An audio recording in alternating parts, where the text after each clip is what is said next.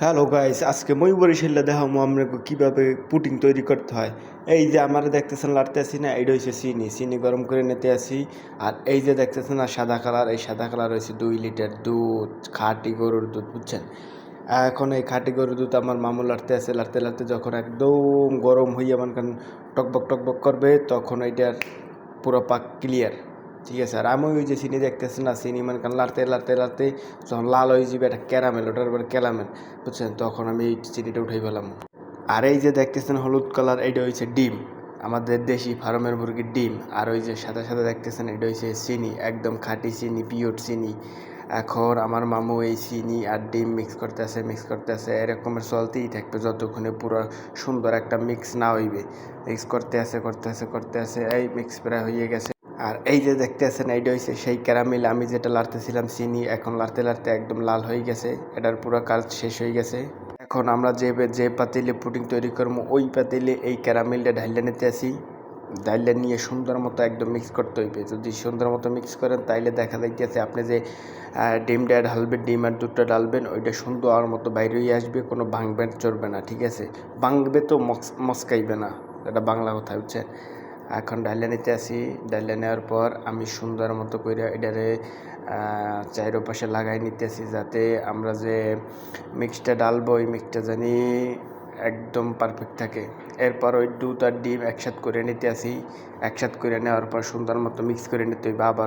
আবার মিক্স করার পরে দেখতে হইবে যে চিনি তো চিনি। আর ওই যে কালা পদার্থটা দেখতেছেন, ওইটা হচ্ছে আপনার এলাইচ। এরপরে মিক্স চলতে আছে, দুধ ডিম চিনি মিক্স চলতে আছে। এখন আমি আবার টেস্ট করে দেখতেছি, আমি আবার একটু লুব্ব দেখতেছি কেমন কি লাগতেছে। আমি বলতেছি ঠিক মতো হয়ে গেছে, মিয়ে। এরপরে আমার পাড়ায় দিচ্ছে একটা পাতিলের মধ্যে পানি আনতে, ওই পাতিলে মনে করেন পানি গরম দেবো, পানি এনে চুলায় বসাই দিলাম।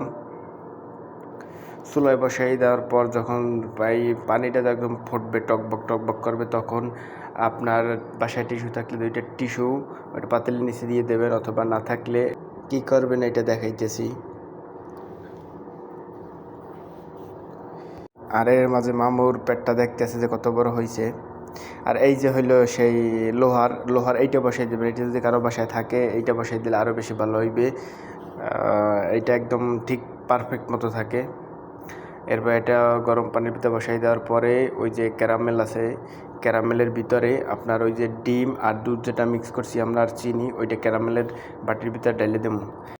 এর মধ্যে মামা আমার বক্তৃতা দিতে আছে, আজকে যদি পুডিং ঠিক মতো হয় সে ঢাকা যাইয়া একটা হোটেল খুলবে, হোটেল খুললে পুডিং বেচবে, বিরিয়ানি বেচবে, সব কিছু বেচবে। আর এর মধ্যে মামায় বেচবে হাঁসের মাংস, এটা বলতে আছে সে নাকি হাঁসের মাংস ভালো পাক করতে পারে। তারপর কি যেই কথা সেই কাজ বসাই দিলাম, গরম পানির ভিতরে বসাই দিলাম। মাঝে মাঝে আবার একটু দেখি হয়েছে কি হয় নাই।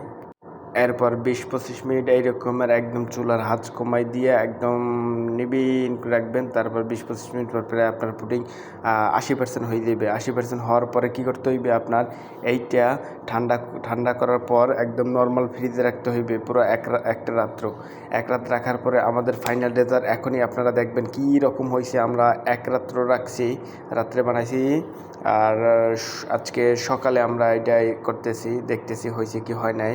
সারা রাত্র ফ্রিজে ছিল, এখন দেখবেন ইনশাল্লাহ। ওই যে একটা তরমুজের আছে না, আল্লাহ মানিজ্জাত রেখো। তো আজকে সেই রকমের কিছু একটা হইবে ইনশাল্লাহ।